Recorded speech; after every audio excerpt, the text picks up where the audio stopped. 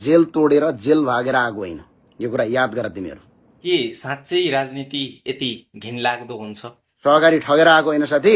हिजोको दिनमा रवि लामेछाने निर्दोष हो, रवि लामेछानेमाथि राज्यले प्रतिशोध साधेकै हो भन्ने ज्ञानेन्द्र शाही, हिजोको दिनमा माओवादीका कार्यकर्ताहरूले कुटपिट गर्दा भरपुर साथ निभाएका लामेछाने, घनिष्ठ मित्रता, हिजोको दिनमा म सरकारको साथमा छु, सरकारलाई 2/3 पुर्याउन 2 सिट चाहिन्छ, म मेरो पार्टीको 5 सिट दिन्छु भन्ने आज के कारणले हो त?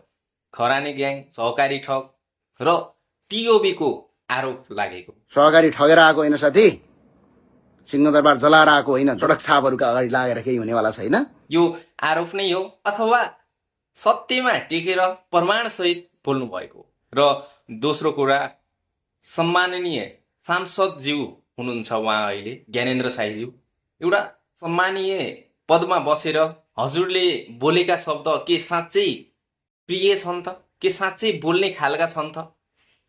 एकचोटि निहाल्नुहोस् त ती शब्दहरूलाई, आफैले एकचोटि सुन्नुहोस् त। जुनसुकै पार्टीको समर्थक होस्, जुनसुकै पार्टीको कार्यकर्ता होस्, सबैलाई सम्मान व्यवहार मिल्नु पर्दैन र? कि हजुरलाई समर्थन गर्ने मान्छे मात्रै सही, बाँकी सबै गलत हो नि त? हजुरलाई जी हजुर नै राजा हो भन्ने मान्छे मात्रै हजुरको लागि राम्रो, बाँकी सबै मान्छे नै होइनन्, ठग हुन्, होइन? मैले अलिकति बुझ्नै नसकेको यो हाम्रो समाजमा किन यस्तो छ? त्यति गहिरो मित्रता आखिर राजनीतिले गर्दा नै दुश्मनी भयो त? अथवा हामी जनताहरूलाई लडाउन भिडाउन मात्रै यस्ता खालका क्रियाकलापहरू हुन्छन् नेताजीहरूबाट? हुन त हिजोको दिनमा पनि माओवादी एमालेहरू आपसमा झगडा गरे झैँ गर्ने, भित्रभित्रै सँगै बस्ने, प्याग लगाउने सिस्टम थियो। तर नयाँ भनौँदाहरू पनि त्यस्तै निक्लिन लागेका हुन् त। आफू सँगै बसेर एउटै ठाउँमा भात खाइरहेछ, तर सामाजिक सञ्जालमा कार्यकर्ता भिडाउनलाई, लडाउनलाई उले आरोप लगाएको छ, उले आरोप लगाएको छ। यो गरेर तपाईँहरूलाई मिल्ने चाहिँ के हो त? जसरी भित्रभित्रै क्याबिनमा मिलेर खानुहुन्छ, त्यसरी नै मिलेर देश बनाउनु न। जनतालाई पनि मिलेर बस्न सिकाउनुहोस् न। कुनै जातिको आधारमा लडाएको छ, कुनै पार्टीको आधारमा लडाएको छ, होइन? किन यस्तो गर्नुहुन्छ तपाईँहरू? बाँकी साथीहरू, तपाईँलाई के लाग्छ? आफ्नो विचार कमेन्टमा जस्ताको तस्तै राख्नु होला।